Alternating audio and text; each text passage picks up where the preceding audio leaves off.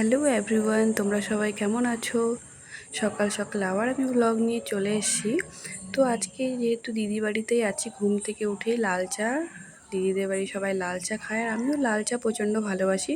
তো এদিকে বাবলি, আমি সবাই বসে, একটা বড় ভাগনা, সবাই বসে চা খেলাম। চাটা খেয়ে যেহেতু আমাদের বেরোতে হবে, তো আমরা সকালবেলায় রেডি হয়ে গেছি। আমাদের যাওয়ার কথা, বেরোনোর কথা ছিল 5টার সময়, কিন্তু আমাদের ঘুম থেকে উঠতে লেট হয়ে গেছে। যেহেতু কালকে রাতে ঘুমোতে ঘুমোতে অনেকটাই রাত হয়েছে, প্রায় 2টো বেজে গেছে, সবাই গল্প টল্প করে ঘুমিয়েছি। তো সকালবেলা আমরা 7টা সাড়ে 7টার সময় ঘুম থেকে উঠে রেডি হয়ে গেছি চাটা খেয়ে। তো এদিকে বাবলি থাকবে, ও যাবে না, 2-3 দিন আরও থাকবে। তো আমি ভিডিও করতে করতেই যাচ্ছিলাম, ভাগনাটা লজ্জা পাচ্ছে, আমার ছোট ভাগনা। তো আমরা সকালবেলায় দিদি বাড়ি থেকে বেরিয়ে পড়লাম। তো ভাবছিলাম হয়তো বাবলি আমাদের সঙ্গে যাবে, তো ও যায়নি, বলছে না মাসি আমি 2 দিন পরে যাব।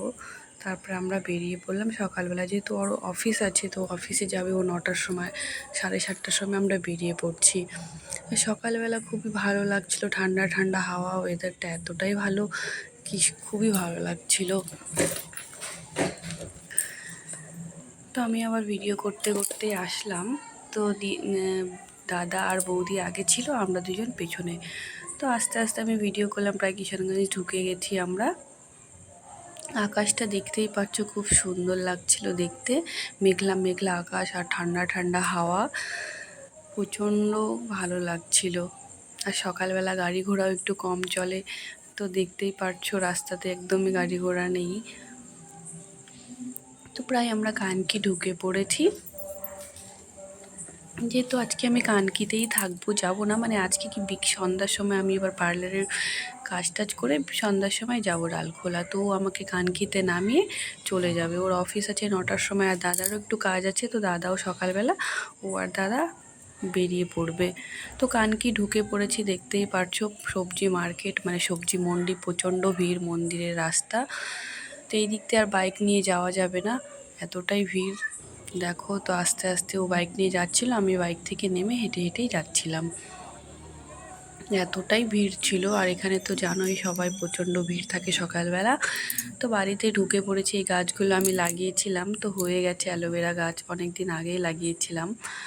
তো সকালবেলা আমি আবার বাড়িতে ঢুকেই দেখি ফুল গাছগুলোতে ফুল টুল হয়েছে, সুন্দর হাওয়া দিচ্ছে, তো আমি আবার ভিডিও করলাম। তো এদিকে একটু বাড়িতে কাজ টাজ ছিল, বুনুর সাথে একটু কাজ টাজ করলাম। আর বুনু কতদিন থেকে একা একাই কাজ করে প্রচণ্ড, তো বুনু একটু আগে রেডি হয়ে বেরিয়ে পড়লো। এদিকে আমি একা একাই পরে, মানে মার সাথে গল্প টল্প করতে করতে আমার লেট হয়ে গেল, তো আমি হাঁটতে হাঁটতে একা একাই পার্লারে আসলাম।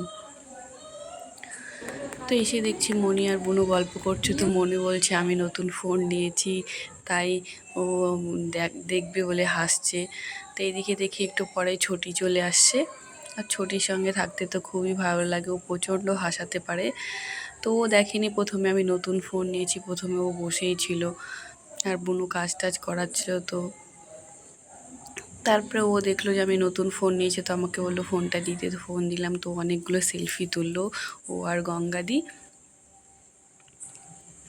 তো ও বললো না ফোনটা খুবই সুন্দর, ক্যামেরাটাও সুন্দর। তো দেখতেই পারছো ক্যামেরাটা কি সুন্দর, মানে ছবিগুলো কি সুন্দর হয়েছে। তো স্ন্যাপচ্যাট থেকেও কতগুলো ছবি তুললো ও আবার।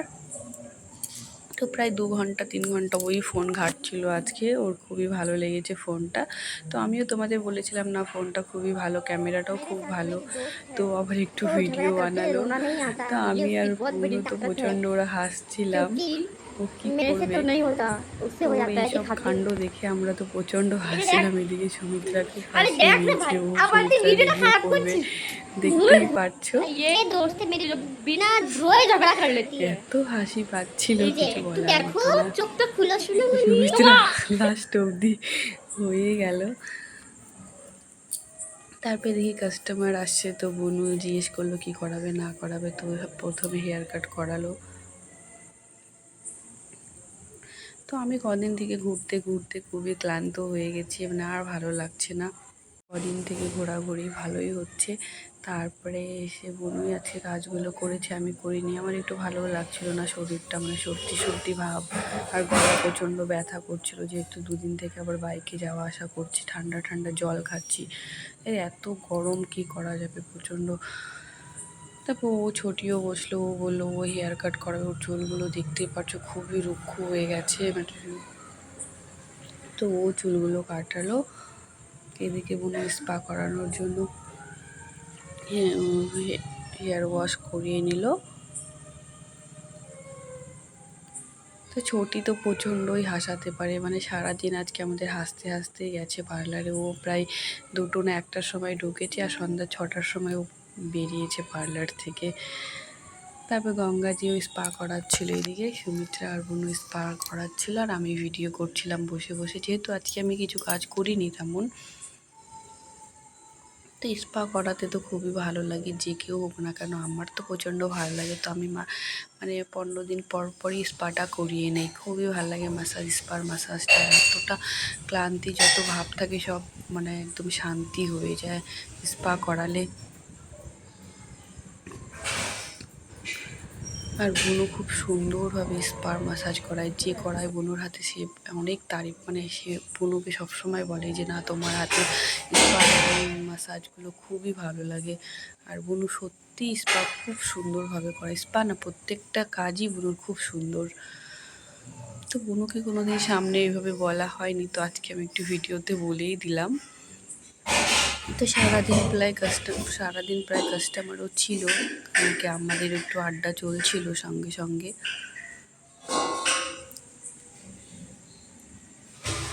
তো মনি তো একটু পর পর ঘুমিয়ে যায়, আমরা ওকে ঘুমাতেই দিচ্ছিলাম না, ও ভাবছিল ঘুমাচ্ছে। তো ওই সন্ধ্যা হয়ে গেছে, তো আমি সুমিত্রা বেরিয়ে পড়লাম বাড়ির জন্য, যেহেতু আমি চলে যাব ও বাড়ি যাব, সন্ধ্যা হয়ে গেছে। তো প্রায় সন্ধ্যা মানে 6:30-6টার দিকে আমরা পার্লার থেকে বেরিয়ে পড়লাম। তো বাস স্ট্যান্ডে আসি, সুমিত্রা এই দিক দিয়ে আসলো যে আমাকে বাসে উঠিয়ে দিয়েই যাবে। তো বাস স্ট্যান্ডে এসে দেখি বাস নেই, অনেকটা সময় প্রায় আমরা এখানে দাঁড়ালাম। আর যেহেতু আজকে একটু ঠান্ডা ঠান্ডা ভাব ছিল, তো বাস চলে আসছে। তো দেখতেই পারছো বাসে প্রচণ্ড ভিড়। তো প্রচণ্ড ভিড় বাসে, মানে মনেই হচ্ছিল দেখে উঠতে পারবো কি না, যেতে পারবো কি না। তবু যেহেতু যেতে যেতে একটা অভ্যাস হয়ে গেছে, কোনো এখন কিছুই মনে হয় না। তো উঠে পড়েছি বাসে, বাস ছেড়ে দিয়েছে। তো সিট ছিল না, দাঁড়িয়ে দাঁড়িয়েই যাচ্ছিলাম। তো এদিকে দেখি পৌঁছে গেছি লালগোলা, তো দেখি ভাই দাঁড়িয়ে আছে বাস স্ট্যান্ডে। তো ও আসেনি, ওর অফিস ছিল। তো আমি বলছিলাম আসতে, তো বলে না ভাইকে পাঠিয়ে দিচ্ছি। তো ভাই ফাঁকা ছিল, তো ভাই আমাকে নিতে চলে আসছে। তো আমরা বাড়ির জন্য আবার রওনা হয়ে গেলাম।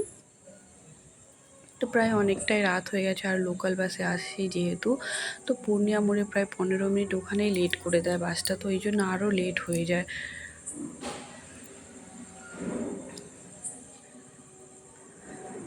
তো এসে দেখছি ভাগ্নি চলে আসছে, পুচকি, মানে ওর জন্য ও আবার বলছে মামি তুমি নাকি নতুন ফোন নিয়েছো। তো আমি ওকে কয়েকটা ফটো তুলে দেখালাম, একটু ভিডিও করলাম।